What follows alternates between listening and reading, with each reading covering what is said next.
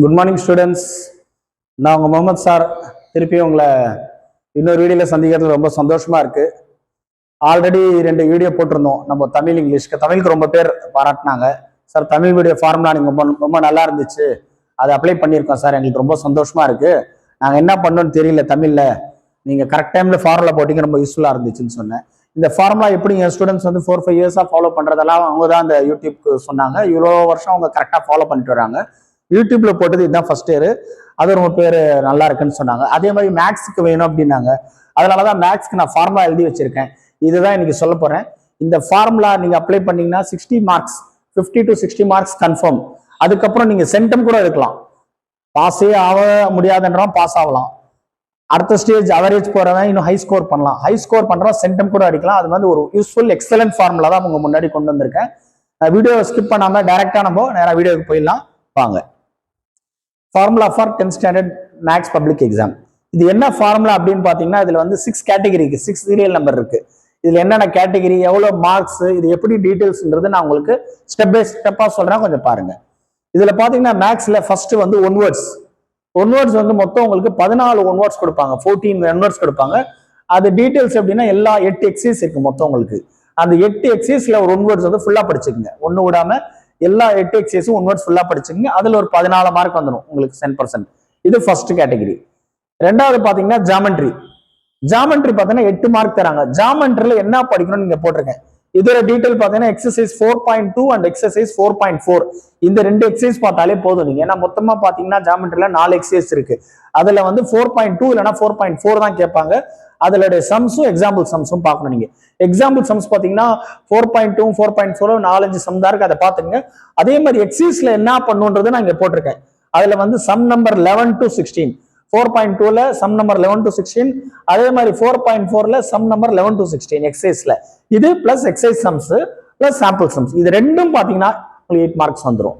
So இது second category. Third category பாத்தீங்கன்னா கிராஃபுக்கும் திருப்பி 8 மார்க்ஸ் தராங்க. அது எப்படி பார்க்கணும்னா எக்ஸசைஸ் 3.15 இல்லைன்னா 3.16, இந்த 2 எக்ஸசைஸ்ல தான் கேட்பாங்க. ஒன்னு 3 சாய்ஸ்ல கேட்பாங்க, 3.15 மேல, கேட்டு 3.16 கீழே கேட்பாங்க. நீங்க 3.15 தெரிஞ்சா 3.15 எழுதிருங்க. இல்ல எனக்கு 3.16 தான் தெரியும்னா 3.16 எழுதிருங்க. இதுலயும் நீங்க எல்லா சம்ஸும் பாருங்க, எக்ஸாம்பிள் சம்ஸும் பாருங்க. இது கன்ஃபார்மா இதுல ஒரு 8 மார்க் எடுத்துடலாம். இது தேர்ட் கேட்டகரி. ஃபோர்த் பாத்தீங்கன்னா தியரம்ல பாத்தீங்கன்னா உங்களுக்கு 5 மார்க்ஸ் தராங்க. தியரம்ல இந்த 5 மார்க்ல பாத்தீங்கன்னா என்னென்ன தியரம்ன்றது உங்களுக்கு சொல்லியிருக்கேன். ஒன்னு பித்தகோரஸ் தியரம், ரெண்டாவது பேசிக் ப்ரொபோர்ஷனாலிட்டி தியரம், மூணாவது சேவாஸ் தியரம், நாலாவது தேல்ஸ் தியரம், அஞ்சாவது ஆங்குலர் பைசெக்டார் தியரம். இந்த 5 தியரம் நீங்க நல்லா ஸ்டடி பண்ணீங்க, நல்லா தொரவு பண்ணிக்கங்க. இந்த 5ல கண்டிப்பா ஏதாவது ஒரு தியரம் கன்ஃபார்ம் ஆகணும். இதுல பாத்தீங்கன்னா பித்தகோரஸும் பேசிக் ப்ரொபோர்ஷனாலிட்டி அடிக்கடி கேட்கறாங்க. நம்ம அது 2 படிக்காம எல்லாம் படிச்சீங்க. ஏன்னா சில டைம்ல நம்ம இம்பார்ட்டன்ட் சொல்லி இது 2யும் படிச்சுட்டு போவோம், அன்இம்பார்ட்டன்ட் கேட்பாங்க. அதனால நீங்க ஃபுல்லா படிச்சிட்டீங்கன்னா உங்களுக்கு தெரியும் கண்டிப்பா ஒரு தியரம் வரும், அதுல ஒரு 5 மார்க்ஸ். அடுத்த கேட்டகரி, 5th கேட்டகரி பாத்தீங்கன்னா எக்ஸசைஸ் 1.1 to 1.5, 5 எக்ஸசைஸ். இந்த 1.1 to 1.5 பாத்தீங்கன்னா 10 மார்க் வரும். இதுல ஒரு 2 மார்க் வரும், ஒரு 5 மார்க்ஸ் வரும். சில டைம்ல 2 மார்க் ஒரு 5 மார்க் கூட கொடுக்கலாம். 10 மார்க்ஸ் கன்ஃபார்ம். இதுல எக்ஸசைஸ் 1.1 to 1.5, ஏன்னா 1.6 வந்து ஒன் வேர்ட்ஸ் ஆயிடுது. ஸோ இது ஒரு 5 எக்ஸசைஸ்.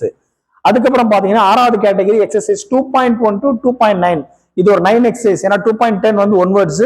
இது 2.1 to 2.9 ஒரு 10 மார்க்ஸ் கேட்கறாங்க. அதுலயும் ஒரு 2 மார்க்ஸ் கேட்கலாம், 1 5 மார்க் கேட்கலாம். சில டைம்ல 2 5 மார்க் கேட்டு 1 2 மார்க் கூட கேட்கலாம். அதுல வந்து ஒரு 10 மார்க் வரும்.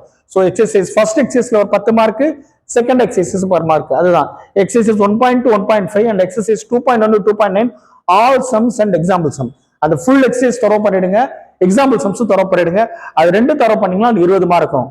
இது நீங்க டோட்டலா கால்குலேட் பண்ணீங்கன்னா one words, geometry, graph, theorem, exercise 1.1 to 1.5, exercise 2.1 to 2.9 போட்டீங்கன்னா 55 மார்க்ஸ் வருது. சாலிடா உங்களுக்கு 55 மார்க் வருது. அதுவும் மேக்ஸ்ல அந்த தமிழ் இங்கிலீஷ் மாதிரி உங்களுக்கு ஸ்பெல்லிங் மிஸ்டேக் வரும், மேக்ஸ் கம்மியாகும் சொல்ல முடியாது. நீங்க கரெக்டா போட்டீங்கன்னா 1 மார்க் கூட கம்மி பண்ண முடியாது. எக்ஸாமினர் ஃபுல் மார்க்ஸ் கொடுத்துதான் ஆகணும். ஸோ உங்களுக்கு 55 மார்க்ஸ் கிடைச்சிடும்.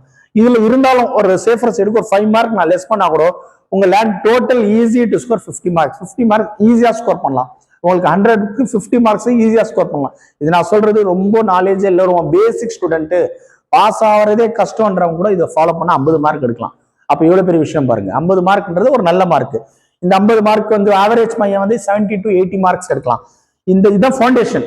இந்த ஃபவுண்டேஷன் நீங்க ஸ்ட்ராங் பண்ணிட்டீங்கன்னா எக்ஸாம்பிள் ஒரு பில்டிங் கட்டணும்னா நமக்கு எல்லாமே தெரியும், ஃபவுண்டேஷன் நல்லா இருந்தால் தான் நம்மளால பில்டிங் கட்ட முடியும். ஃபர்ஸ்ட் ஃப்ளோரோ செகண்ட் ஃப்ளோரோ இல்லை எல்எல்சி பில்டிங் மாதிரி பெரிய ஹைட் கட்டணும்னா கூட கீழே ஃபவுண்டேஷன் நல்லா ஸ்ட்ராங்காக இருக்கும். இந்த ஃபார்முலாவை கரெக்டாக அப்ளை பண்ணுங்க.